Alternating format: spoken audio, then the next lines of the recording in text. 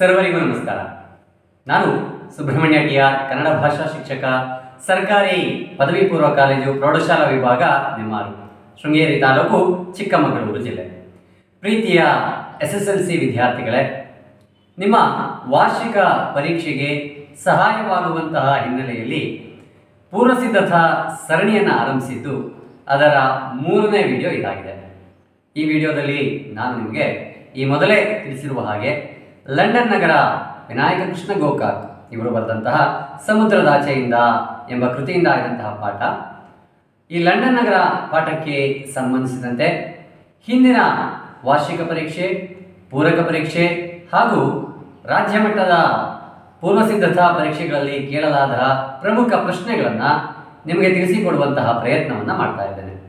ಈ ಪ್ರಯತ್ನ ಇಷ್ಟ ಆದರೆ ಮರೆಯದೆ ಈ ಚಾನಲನ್ನು ಸಬ್ಸ್ಕ್ರೈಬ್ ಮಾಡಿ. ಹಾಗೆಯೇ ಇನ್ನಷ್ಟು ವಿಡಿಯೋಗಳಿಗಾಗಿ ಈ ಚಾನಲ್ನಲ್ಲಿರ್ತಕ್ಕಂತಹ ಪ್ಲೇ ಲಿಸ್ಟನ್ನು ಗಮನಿಸಿ. ಅಲ್ಲಿ ನಿಮಗೆ ವ್ಯಾಕರಣ ವಿಭಾಗಗಳಿಗೆ ಸಂಬಂಧಿಸಿದಂತೆ, ಗದ್ಯಗಳಿಗೆ, ಪದ್ಯಗಳಿಗೆ ಸಂಬಂಧಿಸಿದಂತೆ ಎಲ್ಲ ವಿಡಿಯೋಗಳನ್ನು ನೀವು ಗಮನಿಸಬಹುದಾಗಿದೆ. ಬನ್ನಿ ವಿದ್ಯಾರ್ಥಿಗಳೇ, ಲಂಡನ್ ನಗರ ಪಾಠಕ್ಕೆ ಸಂಬಂಧಿಸಿದಂತೆ ಯಾವ ಯಾವ ಪ್ರಶ್ನೆಗಳು ಬಂದಿದ್ದಾವೆ, ಯಾವುಗಳಿಗೆ ನಾವು ಹೆಚ್ಚಿನ ಆದ್ಯತೆಯನ್ನು, ಒತ್ತನ್ನು ಕೊಟ್ಟು ಓದಬೇಕು ಅನ್ನೋದನ್ನು ನೋಡೋಣ. ಬನ್ನಿ.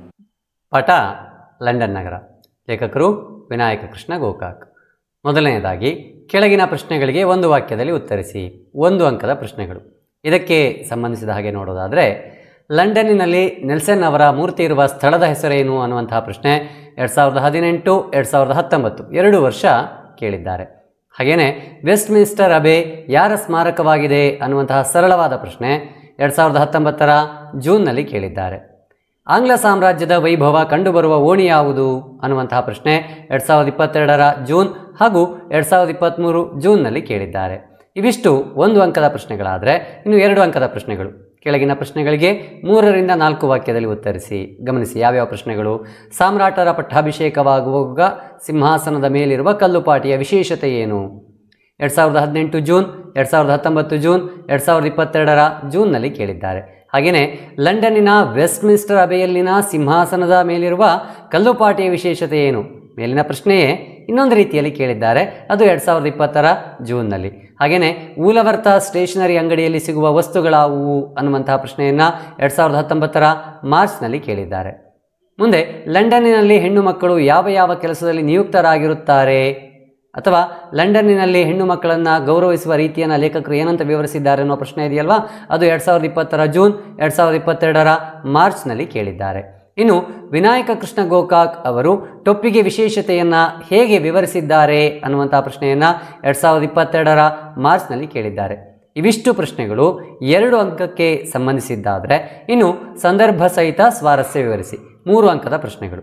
ಗಮನಿಸಿಯಲ್ಲಿ ಪ್ರವಾಸವು ಶಿಕ್ಷಣದ ಒಂದು ಭಾಗವಾಗಿದೆ ಅನ್ನುವಂಥ ಪ್ರಶ್ನೆ 2018 ಮಾರ್ಚ್, 2023 ಜೂನ್ನಲ್ಲಿ ಕೇಳಿದ್ದಾರೆ.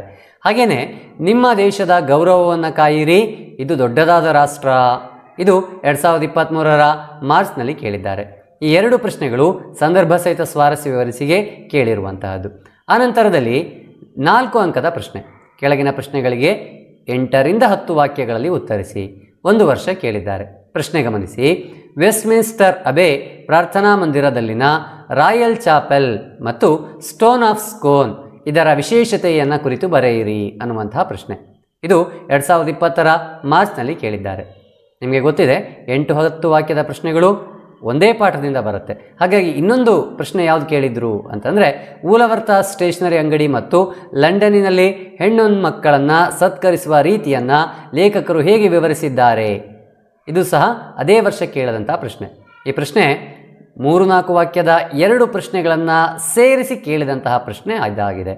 ಆನಂತರ ಕವಿ ಪರಿಚಯ. ವಿನಾಯಕ ಕೃಷ್ಣ ಗೋಕಾಕ್ ಅವರ ಕವಿ ಪರಿಚಯವನ್ನು 2018 ಜೂನ್ನಲ್ಲಿ ಕೇಳಿದ್ದಾರೆ.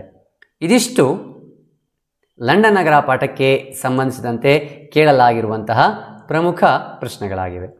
ಧನ್ಯವಾದಗಳು.